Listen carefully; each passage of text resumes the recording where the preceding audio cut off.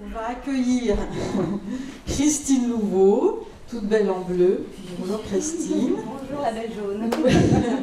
Christine, tu es docteur en pharmacochimie moléculaire. Tu t'es beaucoup occupée de neurobiologie, d'accord? Aujourd'hui, tu as fondé et créé ton centre qui s'appelle Émergence Harmonique, au sein duquel tu développes une méthode, ta méthode, qui s'appelle Votre âme aux commandes. Tu es l'auteur de la sophroanalyse des mémoires prénatales, de la naissance à l'enfance, et tu vas nous parler de ce qui se passe in utero, par exemple. Voilà, merci. Bonjour à tous. Ah oui, micro, ce serait mieux. Eh bien, je vais partir d'un constat. Vous avez peut-être tous remarqué que vous viviez des souffrances, mais toujours le même type de souffrance. Christine, mets bien ton, pardon, excusez-moi. Ces schémas, oui. Est-ce que vous m'entendez dans le fond? Très bien. Ces schémas de souffrance qui sont toujours les mêmes, qu'on vit à répétition, ces espèces de situations qu'on attire tout le temps, et puis ces mêmes conclusions que l'on fait à chaque fois, comme si finalement on n'était pas maître de nos décisions, comme s'il y avait une espèce de mode automatique à l'intérieur de nous, et qu'il y avait des petits bouts de nous, des parties de nous qui tiraient les ficelles dans l'ombre. Autrement dit, qui sont ces bouts de nous? Pourquoi est-ce qu'ils se cachent? Et qu'est-ce qui fait qu'ils ont une telle puissance puisqu'elle contre notre volonté? Et finalement, de quoi ces bouts de nous ont-ils besoin? Alors ça revient à dire, finalement, quelles sont ces facettes cachées de notre conscience? Et comment est-ce que je peux les éclairer pour vivre enfin ma vie? En fait, ça fait 18 ans que j'accompagne des gens, des personnes, pour les amener à trouver elles-mêmes les réponses à ces questions. J'ai démarré avec le décodage des mémoires prénatales, avec le docteur Claude Imbert, qui est la pionnière, je dirais, de la psychologie de l'embryon et du fœtus. Et puis, j'ai accompagné des centaines de personnes avec la méthode de Votre âme aux commandes. Et en fait, justement, cette méthode, elle s'est bâtie grâce à ces clients, à ces personnes que j'ai accompagnées, grâce à leurs âmes, dans une technique qui permet d'aller libérer la racine de tous ces schémas de souffrance à l'origine, dans leur histoire, quelle que soit votre histoire. Mais qu'est-ce que c'est que la souffrance? La souffrance, vous savez, eh bien, ça part d'un point douloureux, c'est-à-dire un événement, quelque chose que je vais vivre dans mon histoire, qui est ponctuel, c'est douloureux, ça fait mal. Et autour, il y a toutes les interprétations que je vais faire, c'est-à-dire tout ce que je me dis de cette souffrance, sur moi, sur la situation. Autrement dit, ces interprétations, eh bien, elles vont avec la force des émotions du moment. Et puis, l'ignorance dans laquelle je me situe à cette époque, voire l'aveuglement, elles vont se graver dans le psychisme. Ça va devenir des croyances. Et ces croyances-là, bien énergétisées, eh bien, elles ont la propriété de se reconfirmer, de boucler en permanence, et de taper de plus en plus fort dans nos vies. Et la majorité de nos croyances se met en place avant la naissance, c'est-à-dire dans les mémoires prénatales. Alors, ces mémoires prénatales, vous allez me dire, waouh!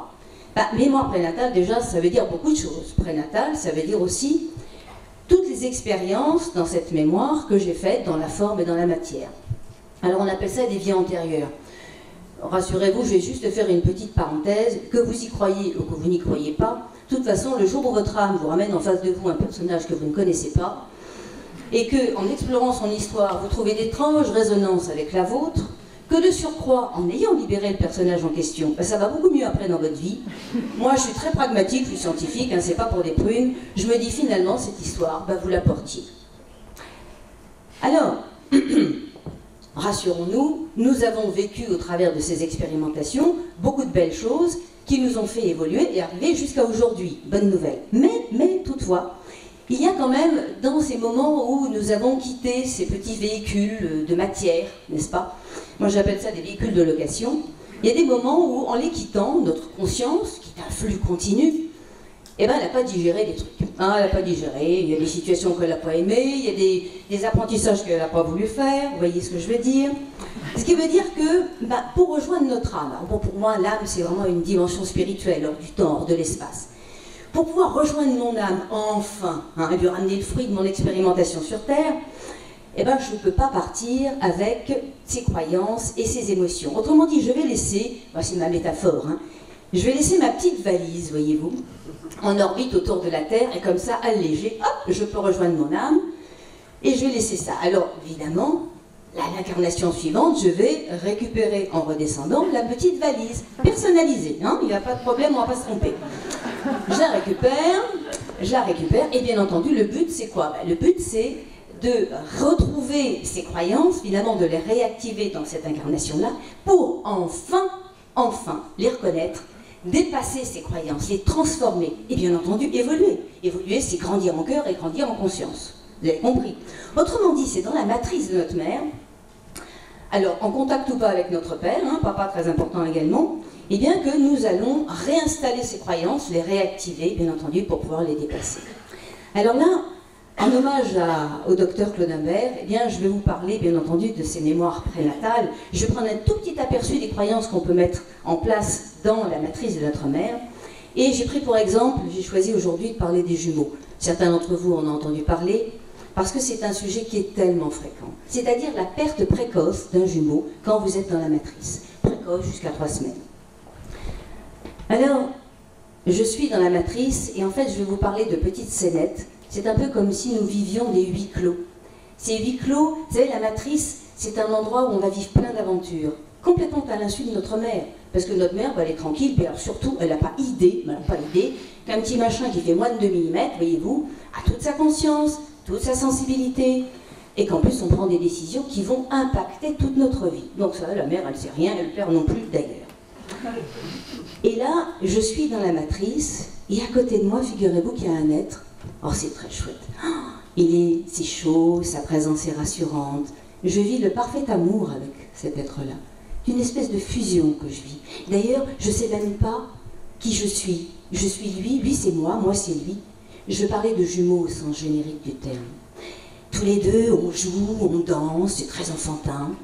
Des fois, on a l'impression qu'on est sur une plage ou dans un jardin merveilleux. On fantasme tous dans la matrice avec ce que nous avons vécu avant. Et puis surtout, avec lui, je me sens protégée. Mais même si j'ai conscience que ma mère, elle n'est peut-être pas trop désireuse d'avoir un enfant dans ce moment-là, je m'en fous. Avec mon jumeau, on est deux, on est les rois du monde. Et en plus, je me dis, surtout je me dis, que ça va toujours durer. Sauf qu'à un moment donné, je m'assoupis. Et quand je me réveille, il n'est plus là. Et là, c'est la catastrophe. Là, j'ai l'impression que le monde s'écroule. Il n'est plus là. Je cherche, je ne comprends pas. À l'intérieur de moi, il y a une tristesse profonde, un désespoir. Et puis, je vais commencer à faire ces petites interprétations. Je me dis, mais finalement, s'il est parti, c'est que je ne valais pas le coup. Je n'avais pas assez d'importance pour qu'il reste. C'est quoi ma valeur là-dedans? 0. Et puis, à l'intérieur de moi, j'ai le goût de la trahison, quoi. On était si bien ensemble. Des fois même, je me dis, dans la tristesse, la colère, ce sentiment d'injustice, des fois je me dis, mais finalement, peut-être que j'ai pas été assez attentif à lui. Finalement, c'est ma faute, parce que je ne vais pas donner assez d'amour. Vous voyez, toutes ces interprétations qu'on peut faire. Alors, comme je n'ai pas été suffisamment vigilante et attentive, il faudra que je vais vivre pour deux, je vais le faire vivre à l'intérieur de moi pour essayer de me rattraper. Mais parfois, dans une autre scénette, il est à côté de moi. Ah, on est bien, hein, sauf que je le trouve un peu gros. Puis non, il prend de la place. Hein. Et puis, tout au fond de moi, j'ai bien perçu que mes parents préféreraient peut-être avoir un garçon. Lui, c'est un garçon, dis donc. Oula, mais c'est-à-dire que quand on va naître, là, qui vont aimer? C'est pas moi, c'est lui. Moi, je vais avoir des miettes. C'est pas juste. Moi, j'ai la colère qui monte. Et vous savez pas, dans la colère, je me dis, mais attends, c'est lui ou c'est moi? Il n'y a pas de place pour deux. Et hop! Je vire le jumeau. Je le pousse. Voire je lui donne des coups de pied. Il tombe. Ou alors, plus insidieusement, je prends toute la nourriture. J'avale tout. Comme ça, il devient sec. Tout sec, vous savez, comme un petit haricot. Et il meurt. Il est là, il est mort à côté de moi, ou je le vois qui est parti. Et qu'est-ce que je me dis? Je me dis, waouh, il y a une partie de moi qui est soulagée, figurez-vous. Hein. Et puis alors, quelques secondes après, moi je suis atterrée. Parce que qu'est-ce que je me dis tout au fond de moi? Je me dis que je suis un monstre, un assassin. Je mérite d'être puni. Ah, je vais en prendre des décisions. Puni comment? Je vais me faire souffrir, par exemple. Ou je ne mérite pas d'exister. Je mérite de perdre tous ceux que je vais aimer. Je mérite de ne jamais être heureux ou heureuse. Vous avez vu? Ah, tout ça. Et puis, il faut quand même continuer. Je vais me débrouiller. Mais en fait, j'aurai toujours ça, qu'à l'intérieur, je suis un monstre. Alors, vous voyez, il y en a des choses qui se passent. Et puis, je vais revivre à répétition des sentiments de trahison. Des fois, vous savez, je vais revivre aussi dans ma vie ces moments où je vais exploser de colère. Ouah, j'explose! Puis alors, tout de suite après, je me dis, mais c'est pas vrai, je l'ai encore fait, quoi. Et de nouveau, je contacte cette culpabilité. De nouveau, je revis ces mêmes choses, mais de plus en plus fort. Mais parfois aussi, je bannis la colère de ma vie. Je dis à plus jamais. Je deviens, vous savez, cet être très sensible. La colère, c'est pas fait pour... un être humain ne doit pas se mettre en colère. Sauf qu'en fait, je suis en train de me priver d'une émotion qui est fondamentale dans ma vie. Puisqu'elle me renseigne sur mon besoin. Autrement dit, ce petit bout de 2 mm que je suis va tirer les ficelles de l'adulte. C'est le petit bout, le petit embryon qui prend les commandes. Dans ces moments-là, dans ces mémoires prénatales, je mets en place les grands pans de ma personnalité. C'est-à-dire, avec tous les masques et les rôles que j'ai choisis, je peux choisir de sauver pour réparer après, parce que le jumeau, je fais tellement de mal, je vais sauver tout le monde, je vais essayer de me racheter. Ces masques, ces rôles, c'est pas moi. C'est le petit bout qui prend les commandes et qui tire en arrière, qui tire les ficelles. Donc vous avez vu, parmi ces bouts de vous en souffrance, il y a toujours un embryon ou un petit fœtus intérieur. Et de quoi il a besoin? Il a besoin, votre fœtus ou votre embryon intérieur, de comprendre et de sortir de cette souffrance. Il est en souffrance. Et de comprendre quoi? De comprendre d'abord qu'il est totalement innocent. Voyez-vous, il n'y a pas de bras, il n'y a pas de jambes, autrement dit, c'était bien impossible qu'il pousse l'autre de l'autre côté. Encore moins possible d'ailleurs d'aller prendre cette nourriture, puisqu'il n'a pas la commande de la nourriture. En fait, on découvre qu'on est innocent. Tout de suite, ça va beaucoup mieux dans le ventre. Et puis, je découvre aussi que, finalement, je vais pouvoir dialoguer avec mon jumeau, je vais dialoguer avec son âme, sa partie subtile. Bien sûr, je vais comprendre qu'en fait, il est venu pour m'accompagner, et que, justement, grâce à lui, je vais remettre en place toutes ces fichues croyances-là pour pouvoir les dépasser et évoluer. Évoluer, mais c'est quoi évoluer? Mais c'est un voyage fantastique que je viens de faire. Finalement, je viens de redécouvrir que la mort n'existait pas. Parce qu'il est toujours là, je suis en contact. J'ai plus de contact de corps à corps, j'ai un contact d'âme à âme. Il m'en dit des choses. Des fois même, on s'est connus bien avant. Parfois même, ce jumeau, il va revenir. Ça sera un de mes enfants. Vous savez, ces moments où ces femmes, parfois, elles ressentent, quand elles portent leur enfant, quelques-unes m'ont partagé, enfin, je me suis sentie entière. Entière. Et oui, parce que ce moment-là, on le revit comme quand on était en fusion avec le jumeau à l'époque. Et donc, je découvre qu'il y a toujours ces liens qui nous unissent. Et puis, ce que je prends également en conscience, c'est que non, la séparation n'existe pas, mais que je dois également sortir de la fixation que j'ai faite sur un seul être. On doit s'ouvrir à cette diversité. On doit ouvrir notre cœur aux autres, aux échanges. C'est comme ça qu'on peut évoluer. En fait, on vient tous apprendre que l'amour, c'est pas cet amour archaïque, fusionnel que j'ai vécu quand j'étais dans le ventre, qui est un amour finalement très égocentré. Quand nous aimons l'autre, ce jumeau, c'est nous-mêmes que nous aimons. Vous savez, il y a dans les répétitions que nous avons, parfois on se dit, quand on est coupable, on va mériter de souffrir, mais on peut aussi décider que plus jamais on ne ressouffrira. Vous avez des gens qui, dans les couples, vont systématiquement, au moment où ça va bien et où ça pourrait devenir pérenne, vont saboter la relation. Parce qu'ils ont tellement peur de revivre la même souffrance. Okay? Ou alors il y en a d'autres qui vont rencontrer, ils ont femme et enfants, mais il y a toujours ce goût de ce manque de l'être parfait. Et alors il y a des coups de foudre. Et dans ces coups de foudre, on rencontre justement exactement la personne qu'il nous faut. Il est télépathe, il pense exactement comme moi, on a les mêmes goûts. C'est extraordinaire, c'est la passion, vous savez. Sauf que les passions, comme tout le reste, ploup, ça ne dure pas. À un moment donné, ça fait feu de paille et je me retrouve avec les mêmes souffrances. Et donc je sors de cet amour égocentré. Je vais vers un amour qui est plus mature, c'est notre rôle à tous, de nous ouvrir à un amour, alors inconditionnel, on n'est pas encore des Bouddhas ni des Jésus, mais en tout cas c'est la voie que nous allons prendre, tous, nous ouvrir à quelque chose qui est beaucoup plus vaste. Finalement, finalement, je découvre aussi que toutes ces ressources que j'ai mises en place à cause du départ du jumeau, ben, je vais les garder, mais elles vont être libres, ces ressources. L'autonomie, le fait de s'accrocher. Le sauveteur qui va sauver les gens, il va ouvrir son cœur. Alors si j'avais une seule chose à dire, parce que c'est vraiment important, c'est que pour moi, le sens primordial, c'est de récupérer ces petits bouts de nous, et puis de me réconcilier, de nous réconcilier avec notre humanité. Tout ça, c'est notre humanité. Et vous avez le pouvoir de guérir tous ces bouts de vous, où qu'ils soient dans votre histoire. Et vous allez accepter le sens de ce qui a été vécu. Et en ce faisant, vous allez pouvoir rassembler ces bouts de vous en souffrance et vous réunifier. Et vous réunifier, ça veut dire quoi? Ça veut dire enfin vivre votre vraie vie et déployer vos ailes. Je vous remercie.